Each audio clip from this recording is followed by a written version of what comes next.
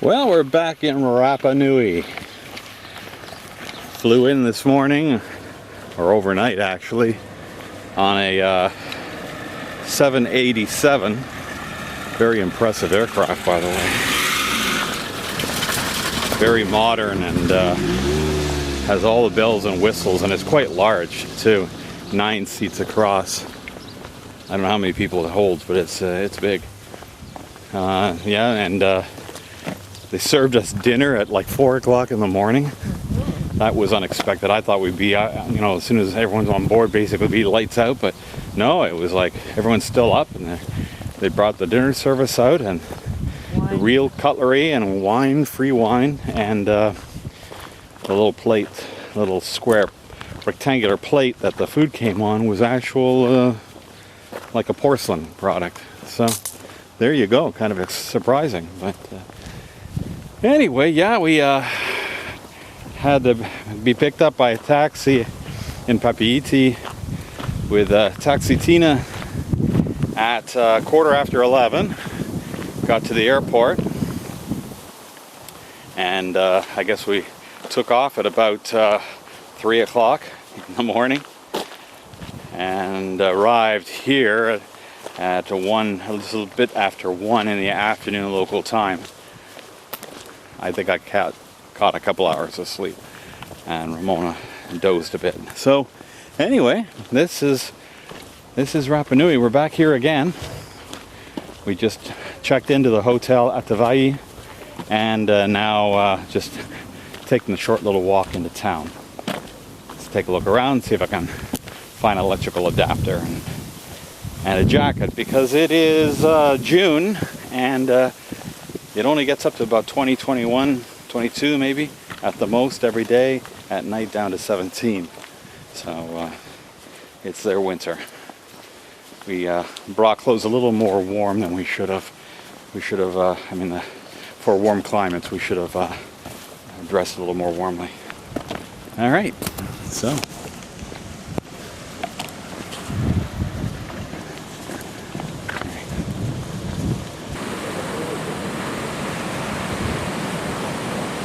Watching the surfers at play out there, and we're back at Hangaroa Harbor here, the fishing harbor.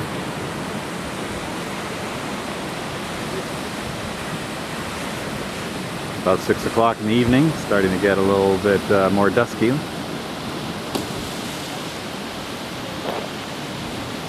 Surfers are all coming out now. I guess it's after work.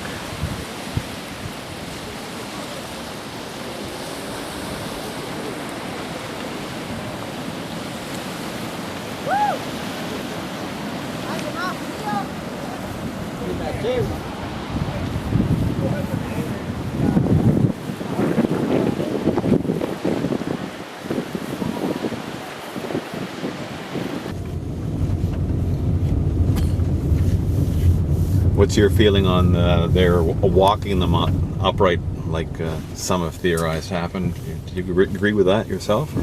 There's a strong oral tradition that says statues walk to the coast, implying that magic or aqua spirits made them walk.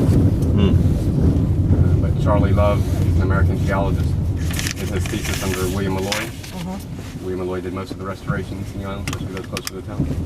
He was one of the many experts that was brought by Thor Heyerdahl, the famous Norwegian author of Kon-Tiki, to this island in 1955-56.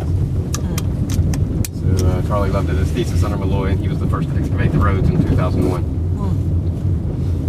He said that the walking idea, he's tried all these different methods himself, lots of large-scale experiments. The walking idea is probably the least likely of all the methods that's been proposed. Really? It's got quite a few problems with it.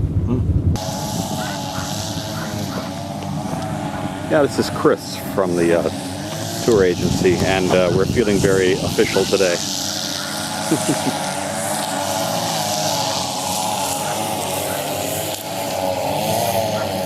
Respectful of the sites, because these are the tombs of kings and chiefs. Again, each statue does represent an individual king. It's a good example. It's the only statue with eyes in place. It's a replica coral eyes. Those eyes were carved in 1990 by a local, an elder. for placing the eyes in the statue for a temporary photo shoot done by the magazine Petty Match. The Council of Elders here requested the statue keep its eyes, so they were later cemented in the statue with eyes in place. We didn't know that the moai had these eyes of white coral until a discovery at the beach. We'll talk about our next site in 1979. Probably no information about these eyes. They had extremely watertight houses. And that's their porch right there. Porch or patio-like structure. The doorway leads out there. You can see the stones on either side of the door. Would have made a low tunnel-shaped entrance, taking like an entrance to an igloo that crawl inside. And how many people would live in a house like that? A house of this size, maybe up to a dozen if it's a family house, but some houses were private houses for the kings. We do have much bigger houses in the island that were communal houses. Some foundations are over 120 feet in length. And now we're at Anakena.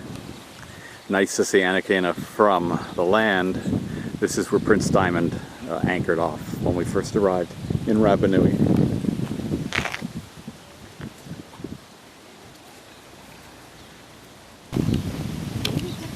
That's one of the examples of an unrestored ahu.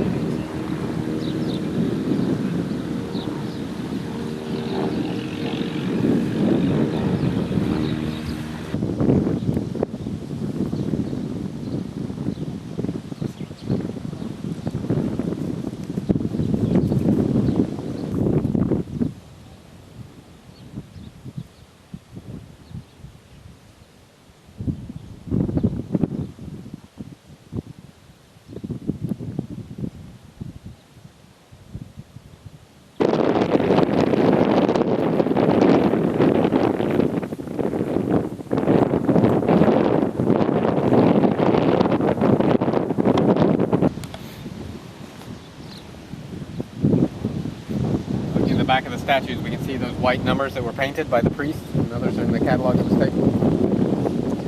Number 100 on the top, not on the right. Traces numbers on these other statues that were painted back on these statues. We can see the motif on the back of the statues, since these statues were buried in sand, protected in sand. Motif. At the neck there was a V shape. Which represents the collar of the bark called cape. So capes were usually painted orange by the first Europeans to arrive.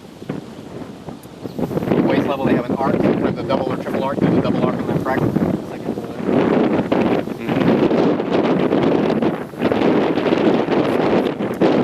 The belt of the king on the royal sash of the king. The loop at the top is not looped this time.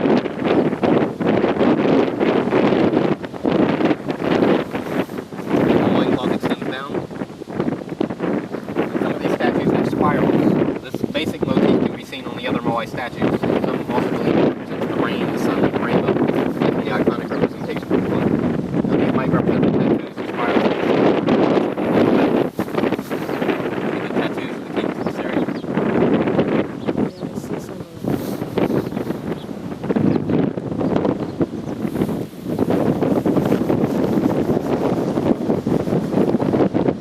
If you look at the spirals, there are spirals carved in the lower back of the statues on the right, but they're very lopsided, carved straight into the stone. They're not in relief. So these other symbols, the surrounding stone was carved away, so they stand out in 3 dimensions. So maybe later on, trying to mimic the spirals of that statue. If you look in the middle of the wall, there is a moai head turned sideways. So right below the statue in the middle there, you can see that head sideways, the eye sockets and chin. That brown stone stands out from the other very basalt around. To the left of the head, underneath the first statue with the top knot, it's hard to see, but there's a human-shaped figure turned sideways. There's a long lizard tail between his legs. This is said to be the So it's also carved in relief out of much harder stone than basalt, which stands out in 3 dimensions. There are smaller lizard men images around the base here, behind the lantana flower there, hard to see. Some relief bird shapes carved in stone, but they're now buried in the sand here. Some canoe shapes remain buried way below the sand. Pitokura means, or can be translated as navel of light. That's the name of a a special round stone that we have near the platform. So this ahu that we're going to see has a very big fallen statue above it. Adopted the name of that round stone.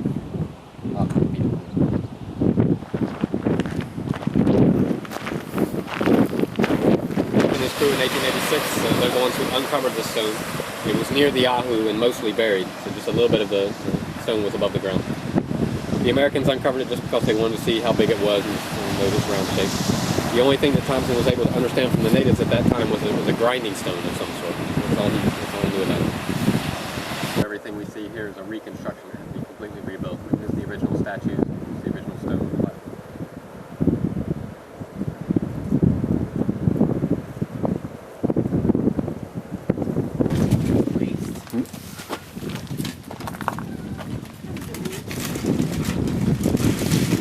Dinner is served.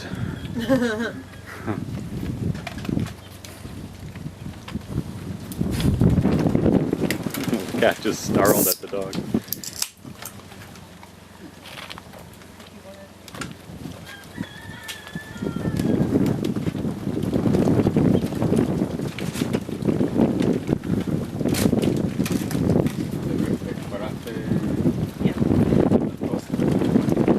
No, menos la plata.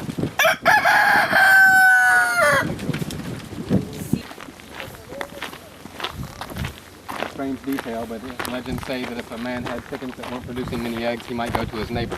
If his neighbor had the skull of a king that had been scavenged from these ahu sites, those skulls again were usually decorated with birds or fish figures in the forehead and painted with red and white hue. That man had a skull, and he would place the skull in the chicken coop with the chickens. This was in hopes that the mana or magic of the king would affect the fertility of the chickens, and the chickens would lay more eggs. So it sounds a bit strange about the chickens nesting in York.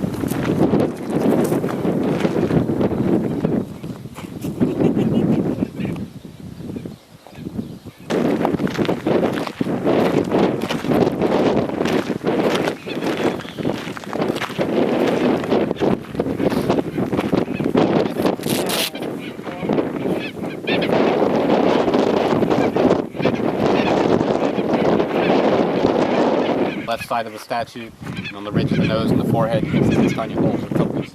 Yeah. They're another mystery in the island, so no one knows exactly why these holes were carved in the statues, or actually who did them when or what. Some blame Europeans, but more than likely were the natives that were responsible for these different theories. Some say maybe they were just simply foot and hand holes so the islanders could more easily climb to the top of the statue. But some of them are so rounded and so close together they might have had another meaning. It may have been a way to deface the statue during tribal conflict, or a way to take power away from the statue. It's not possible they're natural. I would say some of the small holes might be where lapilli, that hard stone in the ash, may have fallen out and left a hole. But some of them are so perfectly rounded they look hardly.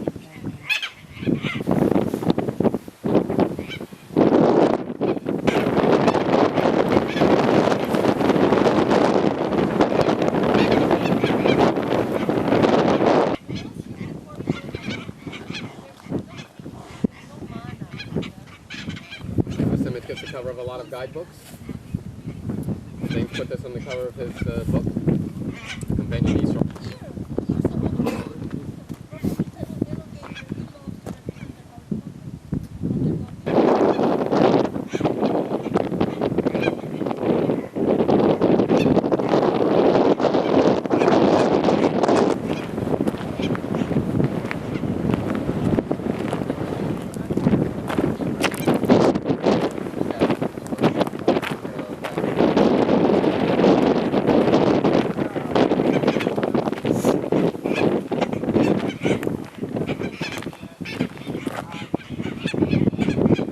Where the grass meets the cliffs there. Yeah. That long handrail to the right. Oh yeah, so there. So if you hop over that handrail, started walking up the cliff, you'd have this nice flat ramp you could walk up. You'd be walking right up the chest of a moai, and the face is covered in lichen on the chin and the nose, but you can see the white nose kind of pointed upwards there. That statue, which is attached to the cliffs, is nearly twice as big as any of these others. He is the biggest moai in the island, though unfinished. He's often ranked as the 17th largest megalithic stone that was ever carved by humans in the world. Thor Heyerdahl removed the soil from the base of what they call the giant El Gigante, has the name Tetokang. They measured that statue when the person's walking now. They measured that statue at 21.65 meters, meaning it would have been about 70 feet high, the height of a 5-story building when they ever finished that statue. He's at a very low angle on the cliff, so it's hard to appreciate just how tall that statue is. They probably had every intention of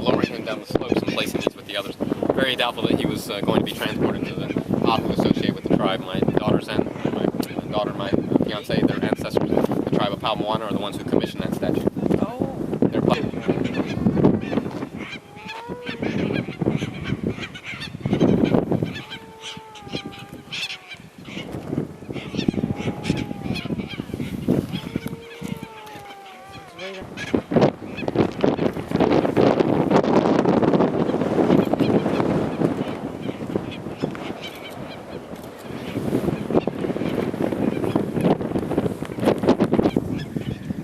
Notice the European ship carved in the chest.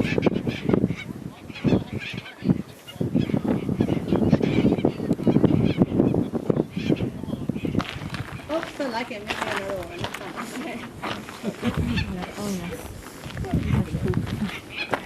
Oh my goodness, look at that. We have several statues here. You can see 3 statues clearly. So the big statue there, the nose pointed up. Next to another statue here, the nose pointed up there. Third statue up here at an angle. Smaller statue.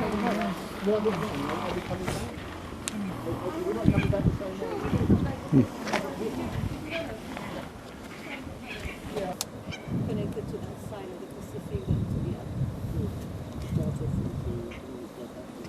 Yeah. The good thing, exactly. The good thing about Heyerdahl though was that he did open up the island and the interest of other archaeologists to come and find out. One of them being William Malloy. He brought William Malloy first to the islands, and then William Malloy started doing some investigation. Where we see something in there? No, at the first stop.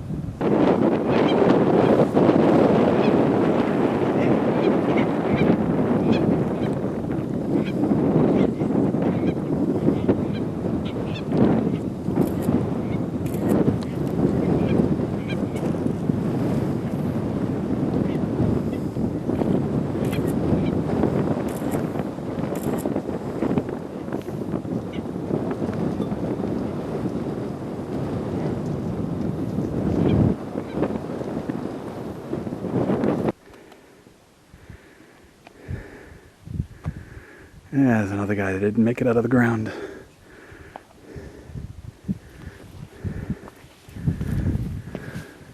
It's inside the caldera of the hill. Oh yeah, it's very pretty.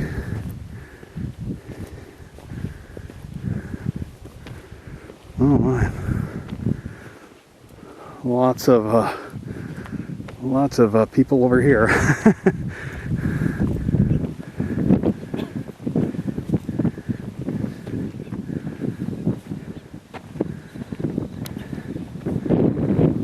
And it looks like maybe there's tops of a lot of moai that sticking up out of the ground there. Eh? Just like we saw on the outside, those have been lowered down. As erosion buried them over time. A lot of other moai are still attached to the cliffs above. Oh, wow.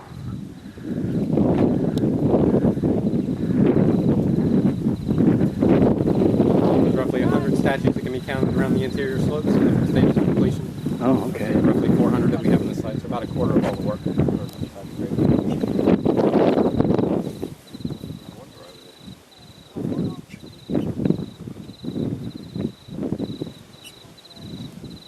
You can imagine that possibly some of the first statues that were carved in this volcano were carved in the interior, close to the lake, since they were constantly using water to wet down the stones that were carved.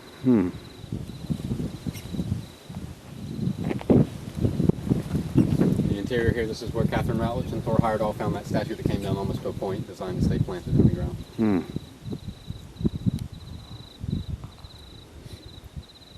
So it has a maximum depth of about 4 meters. Okay. Are there any statues over there on the far side? No, you can see that's all rocky soil, so you didn't have a good material to carve from. Okay, right. The carving was on this side.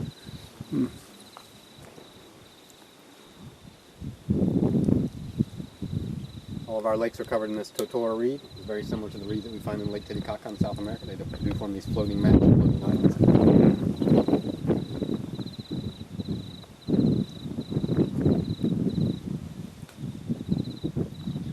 There were no fish in the lakes originally, no freshwater fish in this island originally, but over 8 years ago the Park Service did introduce minnow-sized fish to help control the mosquito larvae. I see.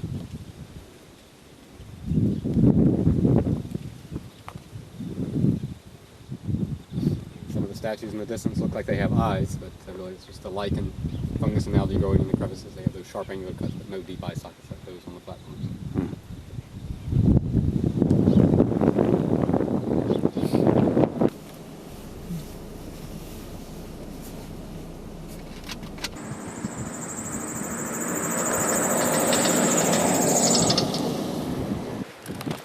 The statue we see standing here, I've been told it came from the mound of rubble that we see on the other side of the street. He's above the ground so we can see the arms and the fingers down at the base. The islanders commonly call him avere, which means bearded, because he has a little bit more of a beard than the other statues that we see here. And in modern times he's commonly called the walking moai or the traveling moai. He's called the traveling moai because he was taken to Japan for an exhibition. He went to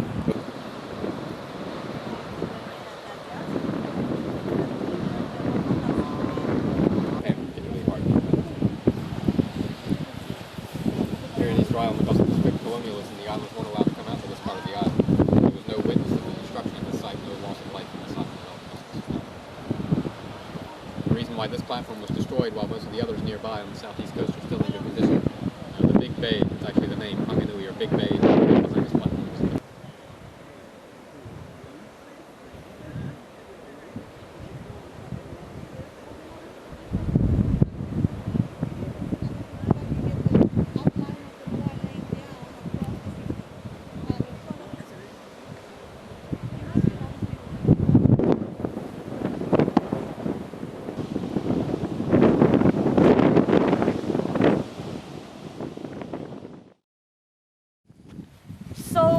This is considered the first archaeological restoration because archaeologists participated and they excavated the platform before raising or restoring the moai. So this archaeologist the main archaeologist working here was William Malloy. The common name you hear in many of the sites here because he was probably the most influential archaeologist on the island doing most of investigation and restorations. And in 1960 he was helped by Gonzalo Figueroa, who was a Chilean archaeologist. So what they did was excavate, investigate, they found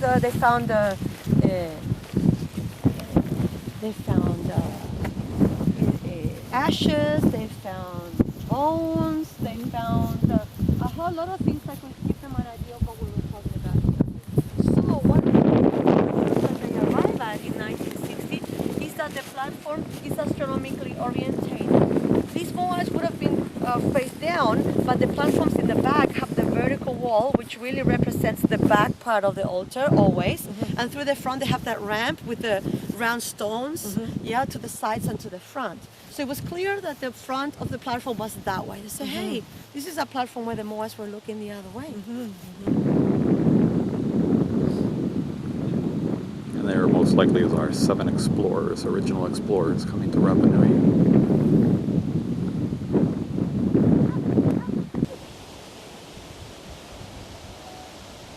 Carved the quarry and then transported like finished items, and the only thing that they did at the site was the eyes.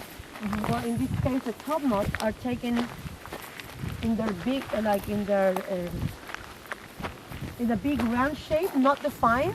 They are transported, and when they reach the ceremonial center and they meet the moai, that's when they would have been given their final proportions. According to Rapa Nui locals, the pukao signifies the top knot.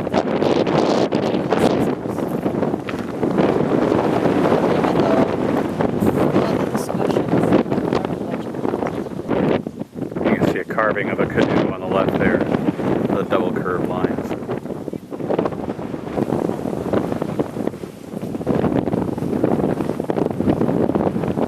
With the corresponding inventory numbers, and these graduate students from Manchester University concluded after their 3-year study that the top knots would have been taken up that way through the first inclination first, and then making the second effort to get the top of the rim, there in the middle, and out the way we came. Must have been a lot of it.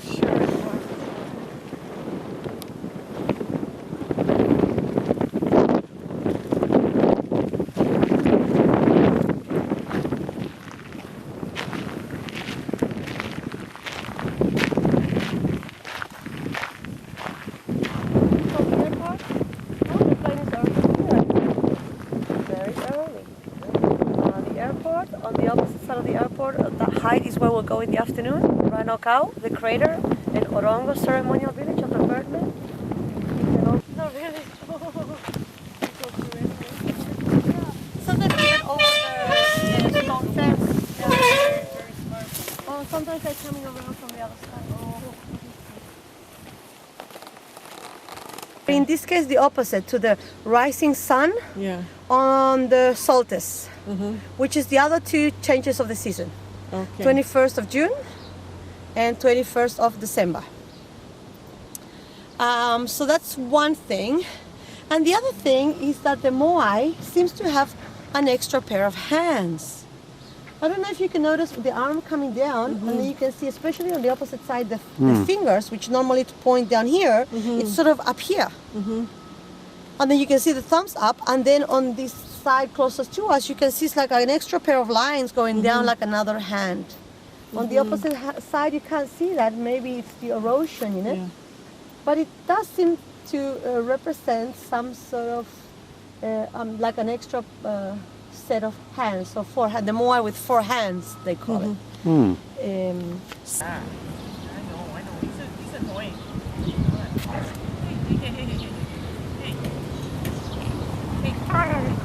Hey, stop that. Stop that. Stop that. No.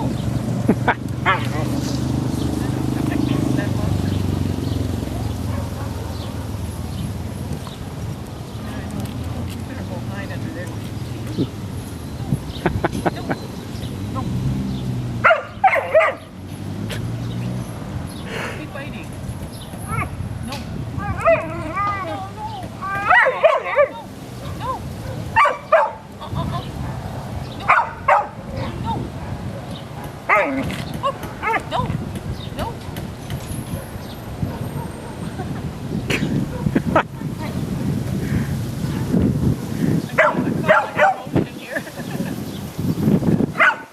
This one's jealous. I can see that. They made a paper effect, and that would be the way that they could get the blocks perfectly fitted together. They are individual blocks, and it's basalt, so it's the most solid rock on the island, so even more difficult to comprehend. And unlike the Peruvian ruins, these are not like blocks, but it's actually just the face wall. So they are blocks, but they are only so thick to create like a wall that we feel like earth or blocks, which is the typical way to build all the other houses around the island. You can see that there's another ceremonial center over there, but it's the blocks fitted together that don't match up. This is the only one. Because in South America you have a lot of earthquakes because of the rubbing of the plates, so it was actually an anti-seismic construction. In Peru they would do that so that when the earth moves, the platform is less likely to fall down because it sort of unfits with the movement and then fits back together. Whereas if you have a rigid wall, the wall will go against the movement of the earth and it's more likely to fall down. So they discovered this very early. You see that portion of wall that's been knocked down on the Ahu here? Well, that was done by an American warship in 1886. The Thompson, USS Thompson, that came, and noticing the similarity between this Ahu and some of the platforms in Peru, they assumed that maybe there was a connection with gold. So they fired a cannonball at the wall to knock it down to see if there was any gold there. There wasn't.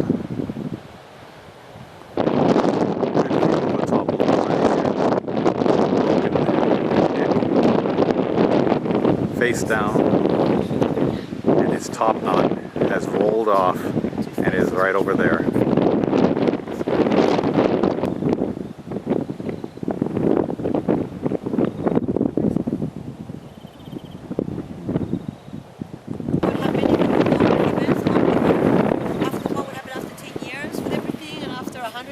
Yeah. 1,000 years, and it's amazing how nature just takes over everything, and it's like we weren't ever even there. Yeah. Yeah, you know, like bridges break up, and the whole buildings would end up, yeah, into nothing. I like nature. Much more weather than the one we saw over there. You can see all the like bridges. That's basically erosion, the rain and the salt breeze, etc. And its corresponding body is the piece over here. And they're both coming from up the top. Some of the pieces of the moors up there. You can actually appreciate how flat their bases were. And actually there's a stone that's so flat because even though they actually all the stones up the top, then they put flat slabs where they would sit the moors.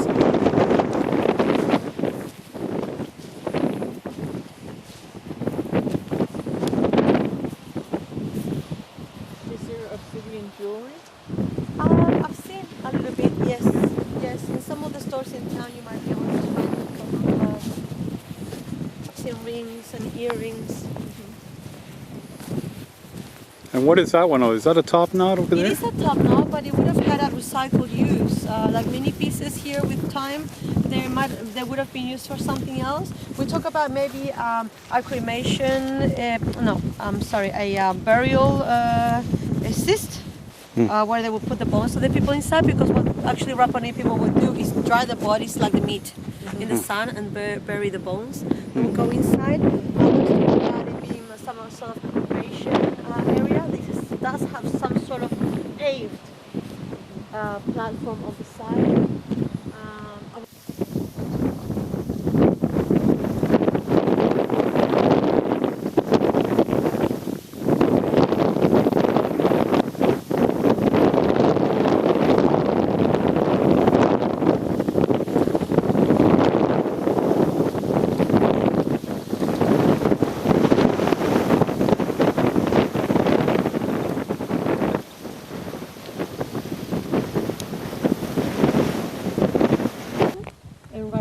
The three of them have water inside.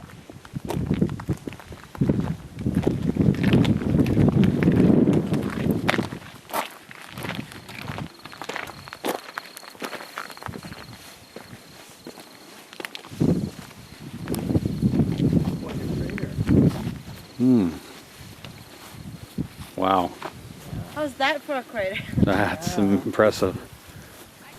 Beautiful bog in there. Fantastic. Never ceases to surprise me. From here to the open wall is 1.5 kilometers in diameter, and the inside walls are about 2 meters deep.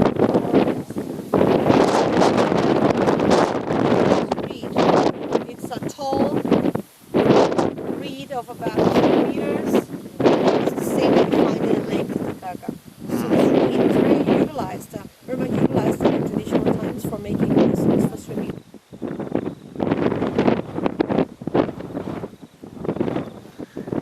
And this is the Orongo Visitor Center. I'm gonna go see the Orongo Village.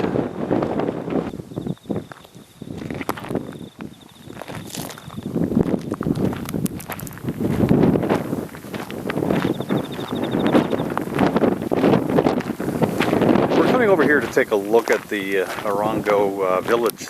That was a village that was only occupied by people during the time of the Birdman ceremony.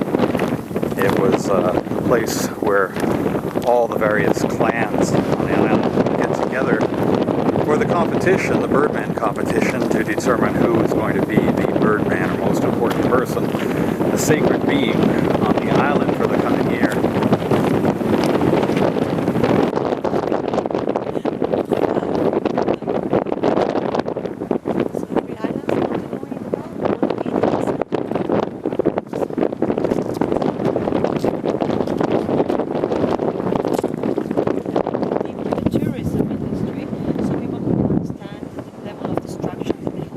Shows the level of destruction here.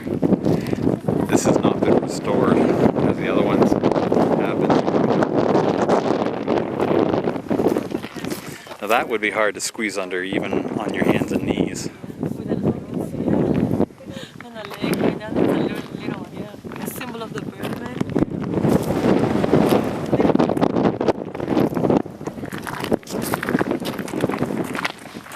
From here you get a better view of both houses.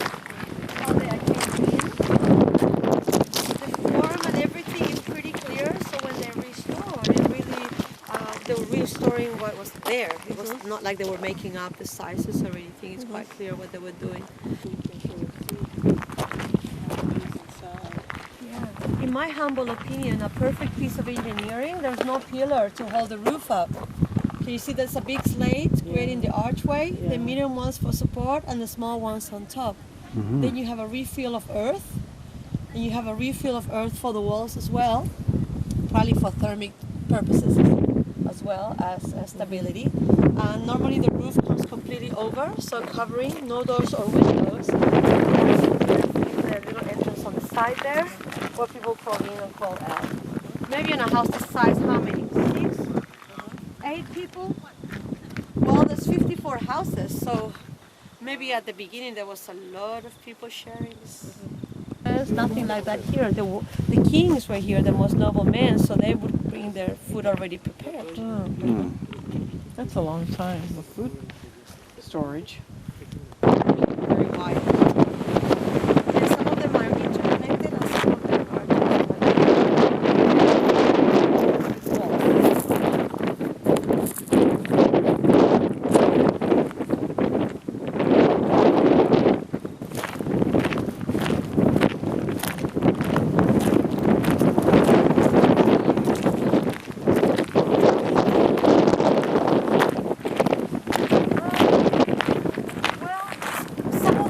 were not so much in ruins, and others were just caved in. So,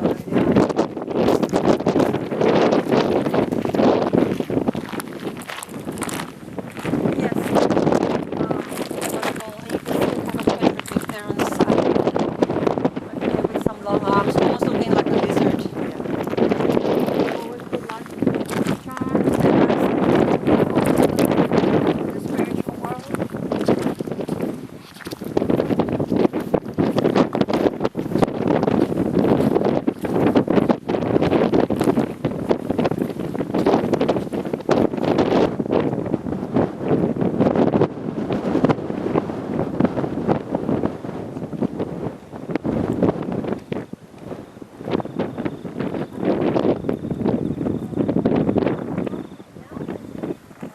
That's where the competition will begin, from there down. Oh, okay. Well, you mean on this side of the bike? On this side of the bike, yes. You can also get an appreciation of what the cliffs look like on the outside, what they were up against. Yeah, I can see why modern day folks won't have trouble insuring any of that. Well, even here in Hanga Pico, there's a ahu with a moai on it. Totally missed it the first time I was through here with Carol getting fuel for Prince Diamond when a fisherman brought us in here.